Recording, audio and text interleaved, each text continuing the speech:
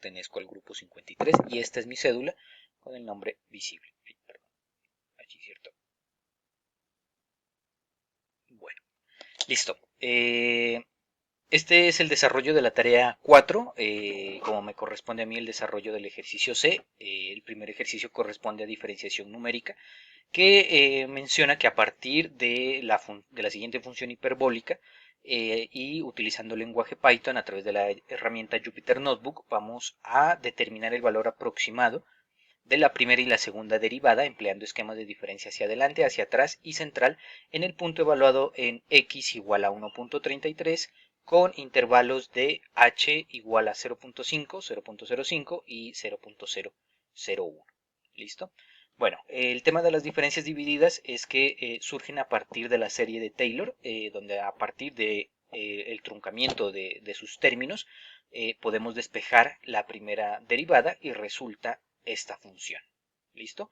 Esta función se conoce, este primer término que está sobre el numerador se conoce como primera diferencia dividida hacia adelante y h se llama al tamaño del incremento, lo que representa la longitud del intervalo sobre el cual se realiza la aproximación.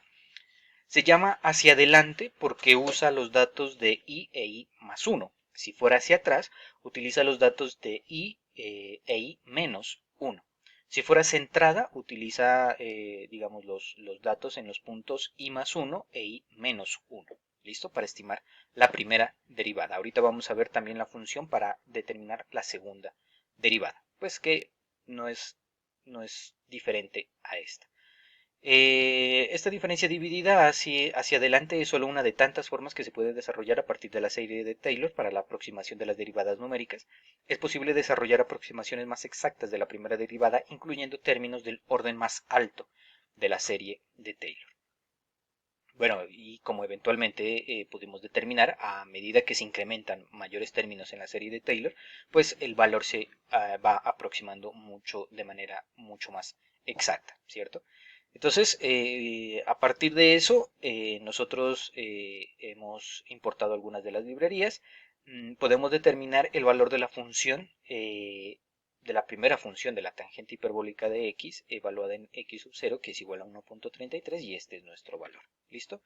Para determinar la primera derivada, hemos utilizado una aplicación web que se llama calculadora de derivadas. Esta es la primera derivada de la función tangente hiperbólica de x. Esta me pareció pues una aplicación muy buena. Simplemente pues escribes la función y aquí te muestra el resultado. ¿Listo? Este es el resultado final simplificado y reescrito, pero por cuestiones prácticas y para poder manejarlo en Python, pues simplemente trabajo a partir de esta función, ¿cierto? 1 sobre coseno hiperbólico cuadrado de x, que al final es una identidad que secante cuadrado hiperbólico al cuadrado, pues es la identidad de esta función. 1 sobre coseno es igual a secante.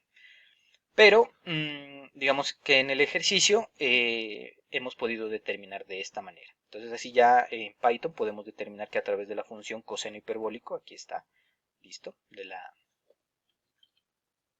la librería mat.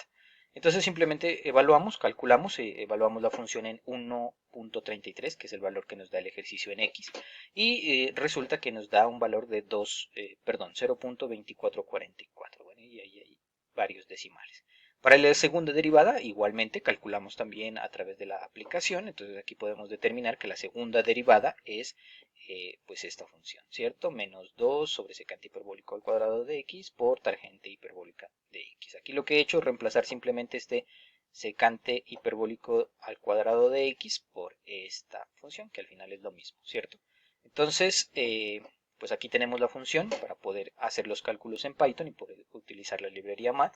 Entonces, simplemente evaluamos, reemplazamos y evaluamos la función en x sub 0, que es 1.33.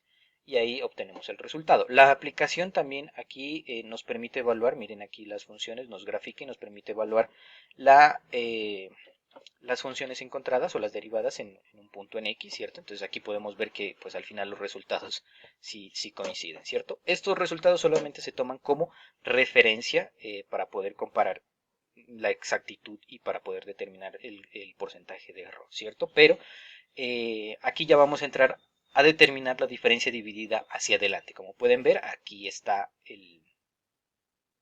la primera función que revisamos anteriormente. Para la segunda derivada, pues simplemente pues, se incrementa o se incluye este término, menos 2 f de x sub i más 1, ¿listo? Y el error, perdón, el intervalo se eleva al cuadrado, ¿listo? Entonces, pues aquí ya nada, simplemente generamos una función forward hacia adelante, ¿sí? ff, y la segunda derivada forward 2, pues haciendo referencia a la segunda derivada, ¿cierto? Entonces simplemente reemplazamos, retornamos el valor de la función y asimismo calculamos la diferencia dividida también hacia atrás. Entonces, como les mencionaba, es el intervalo de los puntos i e i menos 1, ¿sí? Para la segunda derivada, pues simplemente se incluye otro término y se eleva al cuadrado el intervalo para evaluar la función. ¿Listo? Entonces nada, simplemente se evalúa, se crea la función background, bueno, mi inglés es un poquito malo. Y nada, reemplazamos la diferencia dividida centrada, entonces aquí está el tema de i, como les mencionaba, la diferencia centrada es, para la primera derivada, es en los puntos i más 1 e i menos 1, ¿cierto? Aunque para la diferencia centrada multiplica dos veces el valor del intervalo. Y igualmente, pues para la segunda derivada, utiliza los intervalos de i más 1 e i menos 1, incluye el término 2f de f sub i y eleva el intervalo al cuadrado. ¿Listo? Pues nada, simplemente simplificamos, generamos la función, evaluamos, ¿sí? Tomamos los valores, enviamos los parámetros y retornamos el valor. Aquí simplemente ya para graficar la tabla, pues he creado un arreglo,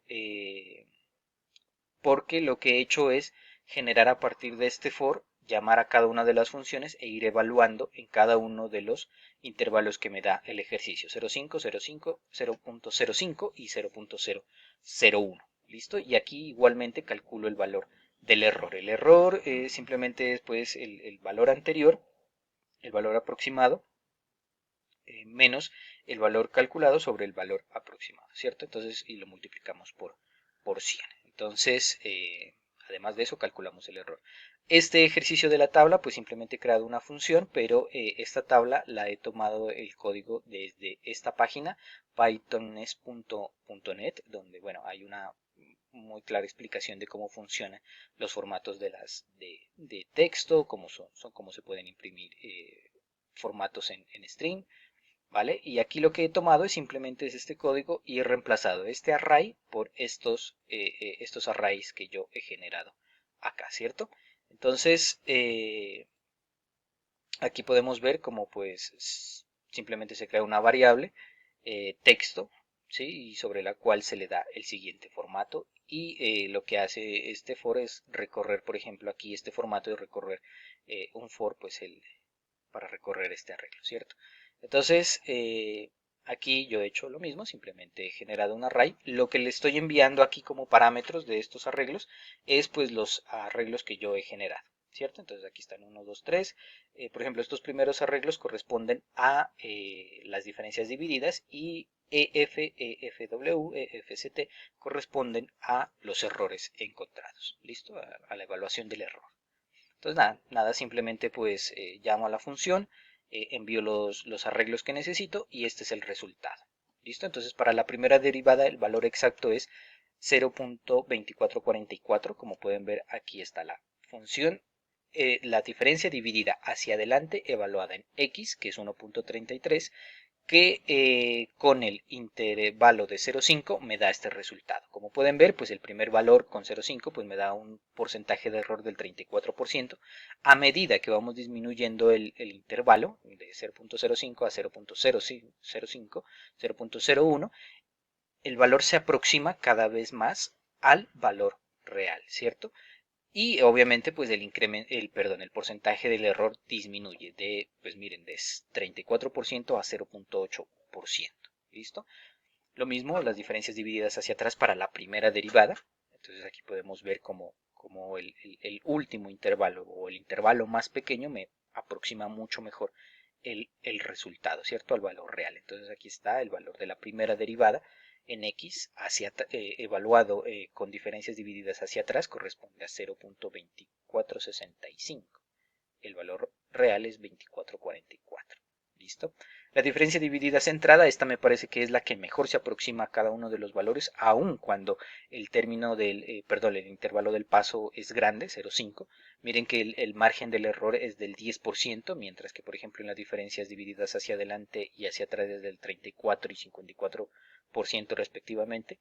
Aquí disminuye razonablemente el porcentaje del error, y obviamente pues a medida que disminuimos también el intervalo del paso, pues el valor se aproxima mucho más, ¿cierto? Entonces aquí está, miren que el valor es 0.2444, obviamente con un error del 0.004%, entonces es una aproximación mucho más exacta. Para la segunda derivada, igual, simplemente como ya tenemos las funciones generadas, simplemente las llamamos, generamos un arreglo de listas que nos permite graficar, ¿cierto? Llamamos a la función resultado, enviamos los valores calculados. Este for me permite a mí aquí tomar cada uno de los intervalos y evaluarlas, cada una de las funciones en esos intervalos, además de generar el error también, ¿cierto? O sea, que me muestre el error. Aquí está. El valor exacto de la segunda derivada de la función original es menos 0.4248, ¿cierto? Hacia adelante, miren, la diferencia dividida hacia adelante. Con el primer intervalo de 0,5 me genera un error de 53%, o sea, el valor realmente pues está muy lejos de ser el exacto. Aunque si disminuimos, miren, aquí se vuelve otra vez evidente que al disminuir el tamaño del paso, al ser un valor un poco más pequeño, pues el valor se acerca demasiado. 41,48, 41,82, ¿cierto? Y obviamente pues el resultado del porcentaje disminuye. Entonces pasamos del 53% al 1.45%. Lo mismo en la diferencia hacia atrás. Intervalos grandes para h me representa un valor del error demasiado grande, del 63%. A medida que vamos disminuyendo el paso, el tamaño del intervalo, pues se reduce el valor, el porcentaje del error, y eventualmente pues eso representa que el resultado se aproxima un poco más al valor exacto. ¿Listo? Y vuelve y juega. Las diferencias divididas son las que se acercan y generan un error mucho más pequeño, ¿cierto? Entonces miren, las diferencias divididas hacia atrás, el error con 0.5, con un intervalo de 0.5 fue del 63%, mientras que las diferencias centradas fue del 1.8%, o sea, es significativo el cambio, ¿cierto? Y entonces, otra vez, eventualmente, si modificamos el paso y lo hacemos cada vez más pequeño, pues el resultado va a ser mucho más exacto, ¿cierto? Entonces, miren que incluso el porcentaje del error ya se disminuye demasiado, 0.00088. ¿Listo? Resultando, obviamente, que la función pues representa este valor. Conclusiones. Analizando los resultados obtenidos se puede concluir que el esquema de diferencias centradas permite una mejor aproximación al valor real para la primera y la segunda derivada. A partir del análisis del porcentaje del error para cada esquema se evidencia que entre más pequeño es el valor de h o entre menos es el valor para el incremento, mejor es la aproximación, siendo 0.1 un valor ideal, ¿cierto? Aquí están las referencias bibliográficas. Muchas gracias.